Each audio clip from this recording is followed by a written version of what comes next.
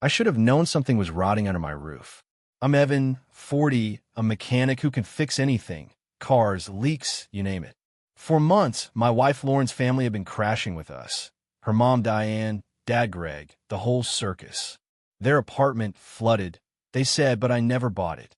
No repair updates, no insurance calls, just excuses while they ate my food, dodged bills, and turned my house into their personal kingdom. I come home from the shop, grease under my nails, and find Diane perched at the kitchen table, interrogating my kids, Mia, 8, and Lucas, 6. What did Daddy say to Mommy last night? She'd coo, like some creepy puppet master. The kids would spill every dumb argument. Me griping about Lauren's late nights, her snapping about my obsession with work. Diane would nod, smug, like she was filing it all away. I told Lauren it bugged me, but she'd shrug. They're family, Evan. Relax. Relax? With Greg hogging my couch, watching my TV, and leaving empty beer cans like breadcrumbs? I started suspecting they weren't broke. They just liked controlling us. Mia once parroted Diane, saying, "Daddy's mean to Mommy," and I nearly lost it. That night, I stomped into the garage to cool off, fiddling with an old carburetor. It was quiet, finally, just the hum of my tools. I'd installed a security camera in there last month after some tools went missing. Blame Greg, naturally. On a hunch, I pulled up the feed on my phone, scrolling back a few hours. My hands froze mid-swipe. There she was, Lauren, tangled up with some guy, their shadows shifting against my toolbox. My toolbox.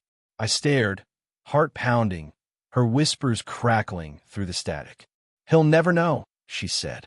The guy chuckled low. I didn't recognize him. Not yet. My gut twisted, not just from the betrayal, but the certainty sinking in like a wrench to the skull. This wasn't a one-off. This was planned. I gripped the phone tighter, the screen glowing in the dark. They thought I'd never know. They were wrong. I stood there in the garage, the phone trembling in my hand, watching that grainy footage loop. Lauren's arms around some dude, giggling like I was the punchline. My chest burned. I'm not a yeller, but I wanted to smash something. Instead, I marched inside, the screen still glowing with betrayal. She was in the kitchen, sipping tea like nothing was up. "We need to talk," I said, voice low. She barely looked up. "What now, Evan?" I held up the phone, hit play. Her face didn't even flinch. Those eyes just narrowed, and she smirked. "So what?" she said. "So what?" I barked, louder than I meant. "Who is he, Lauren? What the hell's this?" She leaned back, crossing her arms. "You're paranoid. Always have been." That's when Diane swooped in. Perfect timing, right? Her slippers slapping the floor. "What's all this noise?" she snapped like I was the intruder. Greg lumbered in behind her, scratching his gut. I pointed at Lauren. "Ask her. Ask your daughter why she's sneaking around my garage with some guy." Diane's mouth twisted into this fake gasp, but her eyes gleamed. She knew. Greg puffed up. "You accusing her of something, huh? After all we've done for you." "Done for me?" I almost laughed. "You mean eating my food and turning my kids into your spies?" Lauren stood, tossing her hair. "You're pathetic, Evan. Maybe if you weren't so controlling." Controlling? I cut in. "I caught you. On camera." That's when Diane stepped between us, wagging a finger. "You drove her to this, you know. A real man doesn't snoop." I couldn't believe it. My house, my marriage, and they're spinning it like I'm the villain. Greg muttered, "Should have treated her better," and I lost it. "Better? She's sneaking around, and you're defending her?" Lauren smirked again, grabbing her purse. "I don't have to listen to this." She brushed past me, but I grabbed her arm. "Who is he?" I demanded. She yanked free, cold as ice. "Figure it out yourself." The door slammed. Diane glared. "You'll regret this." Oh, I was just getting started. Lauren's exit left a silence that buzzed in my ears. Diane and Greg stood there, glaring like I'd torched their castle. I was done. Years of their mooching, their meddling, crashed down on me. "Get out," I said, voice steady but sharp. Diane blinked. "What?" "You heard me. All of you out my house. Now." Greg snorted, folding his arms. "You can't just kick us out. We live here." "Not anymore," I shot back. "This isn't your freeloader paradise. Pack your crap and go." Diane's face went red. "After everything everything." I cut her off. You mean sponging off me while your daughter messes around? Yeah, real noble. I stormed to the hall closet, grabbed their duffels, still unpacked from their temporary move-in, and chucked them onto the porch. Greg lumbered forward, puffing his chest.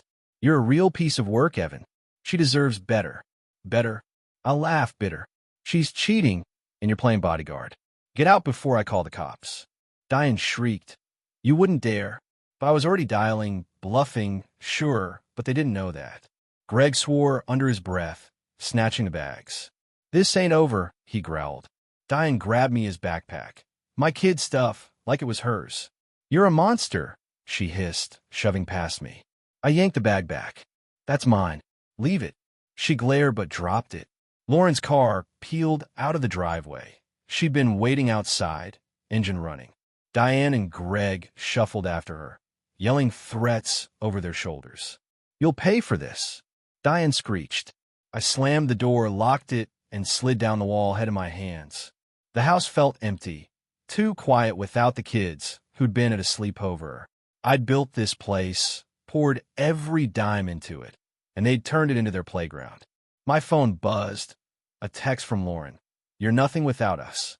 I stared at it, rage simmering. They thought they'd won, that I'd crumble. But then I remember the footage. I still had it, and I wasn't about to let them walk away clean. 2 days later, I was still reeling. The house echoed without Mia and Lucas. They were with a friend's family, safe from the chaos.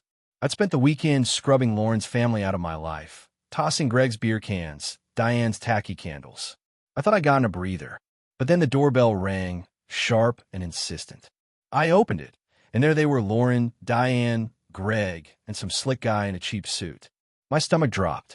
What now? I said, gripping the doorframe. Lauren stepped forward, her smirk back, and handed me a folded paper. Read it, she said, voice dripping with venom. I unfolded it. A paternity test, stamped and official looking.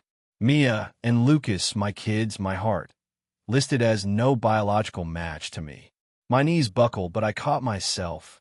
What's this garbage? I croaked. The suit guy piped up, all smug. It's legal proof. The children aren't yours, Mr. Carter. We're filing for custody unless you play nice. Diane chimed in. You should have thought twice before throwing us out. I stared at the paper, numbers blurring. This is fake. You can't. Oh, it's real. Greg cut in, grinning. And if you try airing that little video of yours, we'll bury you in court. No judge will side with a deadbeat who's not even their dad. Lauren crossed her arms. You're done, Evan. I looked at her, my wife, the woman I'd built a life with, and saw a stranger. How'd you pull this off so fast? I asked, voice shaking. She shrugged. Doesn't matter. Sign over the house, back off, and maybe we won't take everything. Diane leaned in, whispering, the kids already know you're not their real daddy. Mia cried all night. That hit me like a punch. She was lying, had to be, but it still burned. I crumpled the paper, tossing it at their feet. Get off my property. The lawyer smirked. See you in court. They turned triumphant, but as they walked away, I caught Greg muttering to Lauren, he's got no clue. No clue about what? That's when the real fight started. I sat on the couch, the crumpled paternity test staring at me from the floor. My hands wouldn't stop shaking. Anger, sure, but something deeper like grief. I'd raised Mia and Lucas, changed diapers, built their bunk beds. Now, I needed air, but instead, I sank into memories trying to figure out how I'd missed this. Lauren and I met at a diner. She was a waitress, all smiles and quick wit. I was 32, fresh off a bad breakup, and she made me laugh. We got married fast, too fast, maybe, in a little courthouse with her parents hovering. Diane cried like it was her big day. Greg just clapped me on the back, saying, you're one of us now. One of them. That should have been my first red flag. They moved in 6 months ago, claiming their apartment flooded. Pipes burst, mold, the works. I offered a week, tops. But weeks turned into months, and they settled in like roaches. Diane took over the kitchen, Greg claimed my recliner, and Lauren acted like it was normal. I'd grumble, but she'd say, they've got nowhere else, Evan. Be kind. Kindness got me this, a fake test and a knife in my back. Then I remember Diane with the kids. Every fight Lauren and I had, she'd corner Mia and Lucas after. What did Daddy yell about? she'd ask, all sweet, like she was tucking them in. Lucas once told me, "Grandma says you're mad too much." I brushed it off, kids talk, but now it clicked. She'd been building a case, turning them into her little informants. Laura must have known, fed her the ammo. My head spun. I pictured Mia's gap-toothed smile, Lucas's obsession with my tools. Were they mine? I grabbed a beer, popped it, and stared at an old photo on the fridge. Me, Lauren, her parents at a barbecue. Greg's arm was around some guy I barely remembered. Wait, that jawline. The guy from a footage. My beer slipped, crashing to the floor. They'd all been in on it how long? I wasn't just betrayed. I was played. I couldn't sleep that night. The photo from the fridge burned in my brain. Greg's arm around that guy. The same jawline from the garage footage. My living room was dark, just the hum of the fridge and my own ragged breathing. I grabbed my phone, pulled up the security video again, pausing on the blurry face. Was it him? My hands shook as I stumbled to the kids' room. Mia's stuffed bunny lay crooked on her pillow. Lucas's toy wrench sat on his nightstand. I stared at them, empty beds mocking me. Were they mine? I'd always thought Mia had my mom's freckles, that Lucas got my stubborn streak. But now doubt gnawed at me like rust on a chassis. I sank onto Mia's bed, clutching that bunny. Lauren's family had lived here, watched me raise them, and now they were yanking it all away with some paper. I flashed back to Diane's interrogations, her digging into our fights. "He's always mad," she'd whisper to the kids. Had she been planting seeds, waiting for this? Then that photo hit me again. Greg knew the guy. I bolted upright, digging through a box of old pics in the closet. There was Greg and a mystery man at a bar, years back, laughing. My gut screamed. This wasn't random. Lauren's affair wasn't some fling, it tied to them. But how? I paced, piecing it together. If this guy was the kid's real dad, they'd all known Diane, Greg, Lauren, while I played the sucker, paying bills, building a home. Rage bubbled up, but then I stopped cold. The kids. Mia once asked, "Why's Grandma so nosy?" Lucas had laughed, mimicking Diane's voice. They didn't sound brainwashed, they sounded like mine. I clutched that thought, a lifeline. The test was fake. I'd prove it. But first, I needed to know who this guy was. If he was their bio dad, I deserved the truth. Not for Lauren, not for her leeching family, but for me. I grabbed my keys. Time to stop guessing and start hunting. Something told me this rabbit hole went deep. I drove to the shop at dawn, my head a mess of static. The garage footage looped in my mind. Lauren's whispers, that guy's laugh. I needed his name, his face, something solid. My auto shop's my sanctuary. Oil stains, engine hum, tools I can trust. I sat at my desk, laptop open, and pulled the video file. The guy's features were fuzzy, but that jawline, it matched the photo. I zoomed in on his hands, scarred, mechanic-like. Then I saw it, a glimpse of his car parked behind my workbench. A beat-up Chevy, red, with a cracked taillight. I know cars, I'd find it. I spent the morning calling buddies, texting part suppliers, anyone who might have seen that Chevy. "You're obsessed," my buddy Mike texted back. Maybe, but this wasn't just about Lauren anymore. It was about Mia and Lucas. By noon, I had a lead. A guy named Travis, a regular at Rusty's bar downtown, drove a red Chevy matching my description. I grabbed my jacket, heart pounding. Rusty's was a dive, sticky floors, neon buzzing overhead. I slid onto a stool, ordered a beer I didn't drink, and watched. An hour in, he walked through the door, scarred hands, cocky stride. Travis. My breath caught. It was him.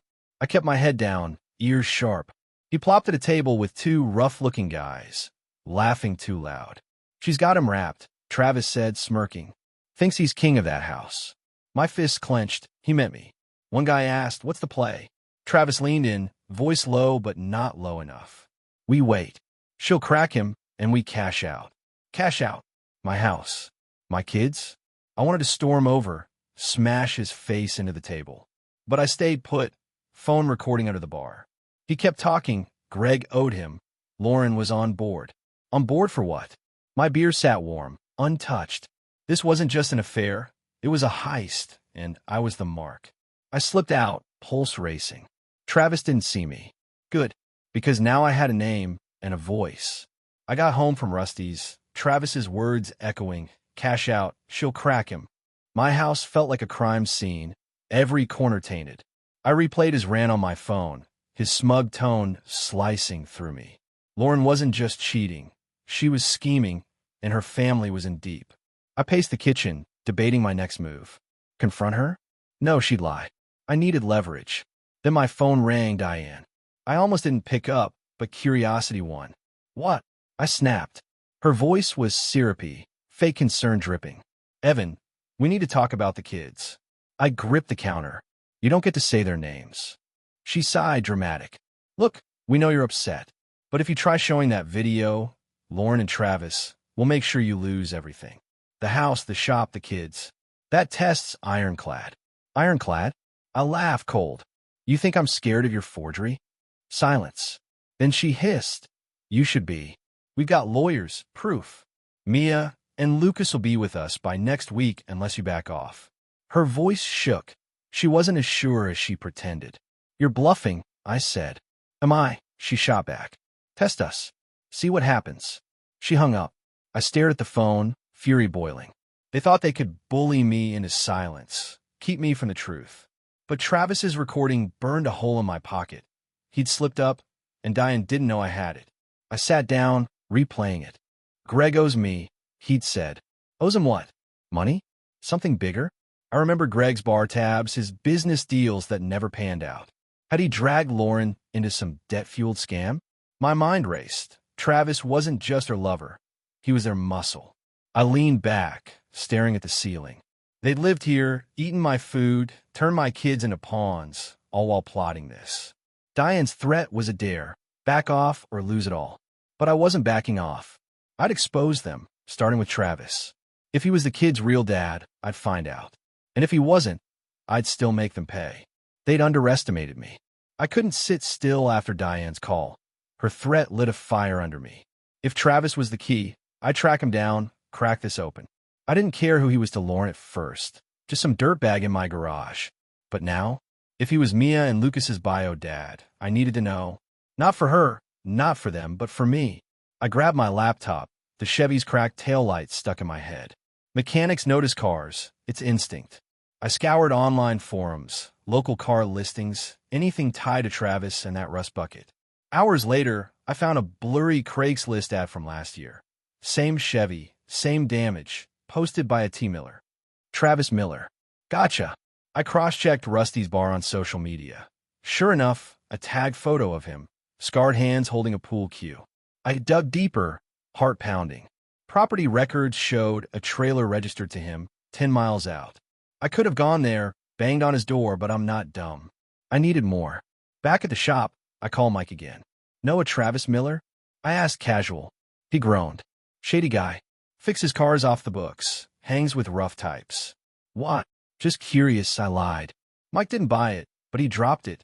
That night, I drove to Rusty's again, parked across the street. Travis rolled up in that Chevy, swaggering inside. I waited, then tailed him when he left, kept my distance, headlights off half the time. He stopped at a gas station, met a guy in a hoodie. They argued, loud enough for me to catch Greg and pay up. I recorded it, shaky but clear. Travis shoved the guy, peeled out. I followed to his trailer, run down, lights off. My gut screamed. This was bigger than an affair. Greg's debt, Lauren's on-board comment, the fake test, it was a machine and I'd been the fuel. I drove home, mind racing. Travis wasn't just a lover. He was a cog in their plan. But what was the end game? I'd find out, even if it broke me. I woke up to a text from an unknown number. Meet at the park. Noon. Come alone. No name, but I knew. Greg's gruff voice echoed in my head. I'd rattled them with my digging. Good. I grabbed Travis's recordings, my only ammo, and headed out. The park was dead, swings creaking, leaves skittering. Greg sat on a bench, alone, looking smaller than usual. No bluster, just tired eyes. I sat, keeping distance. Talk, I said. He rubbed his face. You're stirring up trouble, Evan. Travis ain't happy. Travis can shove it, I snapped. What's he to you? Greg sighed, long and heavy. He's been around years. Helped me out of jam. Loans, bad bets. I owe him big. My stomach twisted. And Lauren? He smirked, faint. She's known him since before Mia. Hooked up back then, off and on. When we moved in, she saw a way out. A way out? I leaned in. Out of what? You, he said, blunt. The house, the life. Travis pitched it. Play you, cash out. She was in from day one. My throat tightened. The kids. Greg shrugged. She says they're his. Diane cooked up the test to seal it. I laughed, bitter. You're all pathetic. He glared. Laugh all you want. She planned this before Mia was even born. Wanted a fallback if you didn't pan out. Before Mia. The words hit like a sledgehammer. I'd been a mark from the start. Her safety net while she played house with Travis. I stood, towering over him. Why tell me? He looked away. Travis is squeezing me dry. Thought you'd back off if you knew. Back off. I pulled my phone, played Travis's bar rant. Greg owes me. She'll crack him. Greg's face paled. Where'd you? Doesn't matter. I cut in. You're done. I walked off, his curses fading behind me. My head spun. Lauren's affair wasn't new. It was the foundation. The kids might be Travis's, but that test was fake. I'd prove it. Greg thought he'd scare me off, but he just handed me the match. Time to burn it all down. Greg's confession left me hollowed out, like an engine with no spark. Lauren planned this before Mia, before our life even started. I drove home, hands white on the wheel, Travis's voice looping in my head. She'll crack him. I've been a pawn, funding their scam while they laughed. But Greg's slip gave me an edge. He was scared, cracking. I needed more. I rummaged through the house, desperate for proof. Lauren's old laptop sat in the closet, dusty, forgotten. I cracked it open. Password was still Mia Lucas, the irony stinging. Emails loaded, and there it was, a thread with Travis, dated 9 years back. Wait till the kids are older, she wrote. He's good for now. Travis replied, don't wait too long. I'm not patient. My gut churned. She'd been stringing me along since day one. Kids as leverage. I scrolled, hands shaking. Another email to Diane. Tell Greg to keep him busy. Shop's worth a fortune. The shop, my shop. They weren't just after the house. They wanted everything I'd built. I slumped against the wall, laptop glowing in the dark. Mia's birth. Lauren crying, me beaming, tainted now. Had she been with Travis then? I remember Diane hovering at the hospital, Greg clapping my back. They'd all known. Rage surged, but I shoved it down. I had Travis's recording, her emails, enough to fight. I call Mike, voice steady. Need a favor. Dig up dirt on Travis Miller. He groaned. You owe me, man. Big time, I said. He called back an hour later. Guy's a leech, extorts small-timers, runs scams. Greg's in debt to him for years. I nodded, gears turning. Thanks, Mike. I hung up, staring at Mia's bunny on the couch. They turned my kids into bait, my life into a piggy bank. But that fake test? I'd blow it apart. Greg thought he'd warn me off, but he'd lit a fuse. Lauren thought she'd won, cashing out my world. She was wrong. I wasn't crumbling. I was building something. A trap, and they'd walk right into it. I barely slept, Lauren's emails searing my brain. Wait till the kids are older. She'd played me for a decade, her family greasing the wheels. But pieces still didn't fit. Why now? I grabbed coffee, hands jittery, and replayed Travis's bar rant. We cash out. The shop. My auto business was booming. New clients, big contracts. They weren't just after a house. They wanted a payout. I dug into the fake paternity test next, scanning it under a lamp. The lab logo looked off, too crisp like a bad print job. I Googled the name. Nothing. A ghost lab. Diane smug, ironclad. Line rang hollow. They'd forged it, banking on me folding. I laughed, sharp and bitter. Amateurs. Then Mike texted, Travis bragged at Rusty's last night. Says your shop's his retirement plan. Retirement plan? My blood boiled. I flashed back to Greg's business deals. Always vague, always flops. He'd borrowed from Travis, and Lauren offered me up as collateral. The kids were the kill shot. Rip them away, break me, force a sale. I paced, connecting dots. Diane's kid spying, Lauren's late nights, Greg's debts. It was a machine humming under my nose. I checked the laptop again, found a draft email she never sent. Travis, if he fights, we push harder. Custody's the leverage. Push harder. That's why they hit me with the test so fast. Panic after I kicked them out. I leaned back, staring at the ceiling. Mia and Lucas weren't just pawns. They were the jackpot. If Travis was their dad, this was years in the making. If he wasn't, it was still a con got me. Either way, I'd lost years to their lie. My phone buzzed Diane again. Last chance, Evan. Sign over the shop, or we take the kids tomorrow. Tomorrow? They were rushing, sloppy. I smirked, typing back. Bring it. I hung up before she replied. The puzzle snapped together. They underestimated me, thought I'd cave. But I had their voices, their words, their plan. I wasn't running. I was rigging the game. They'd come for me tomorrow. Fine. I'd be ready. Diane's threat lit a match. I had one day to flip this. They'd come for the kids, the shop, everything, thinking I'd buckle. Not this time. I called a lawyer buddy, Tom, laid it all out.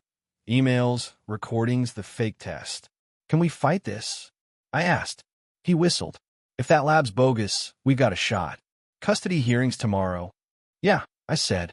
They're fast. Too fast, he replied. Sounds desperate. Desperate worked for me. I needed them off balance. I spread a rumor through Mike. Told him to tell his bar pals I was selling the shop cheap. Cash only. Word travels fast in this town. By noon, Travis called me, voice greasy. Heard you're unloading the shop. I'll take it off your hands. I played dumb. Maybe. Meet me tonight, public spot. He picked the diner off Route 12, crowded, perfect. I got there early, wired up with a hidden recorder Tom lent me. Travis swaggered in, Greg trailing like a kick dog. Let's make this quick, Travis said, sliding into the booth. Shop's worth what, 50 grand? I snorted. Try triple, but I'm listening. Greg fidgeted, avoiding my eyes. Travis leaned in. Sign it over, and we dropped the custody crap. Lauren's idea, clean break. Clean break? I gripped the table. And the kids? He smirked. Ours now. You're out. My recorder hummed. I had him. Why the shop? I pressed. Greg muttered. Tell him, Trav. Travis glared, then shrugged. Greg owes me big. Your business squares it. Lauren's bonus. Bonus. I swallowed rage, kept cool. And if I don't? Travis laughed. Court tomorrow. You lose everything. Kids, shop, house. We got the test. I nodded slow. Right. The test. I stood, tossing a 10 on the table. See you there. Travis blinked. That's it. Yup, I said, walking out. Greg called after me. You're screwed, Evan. Maybe.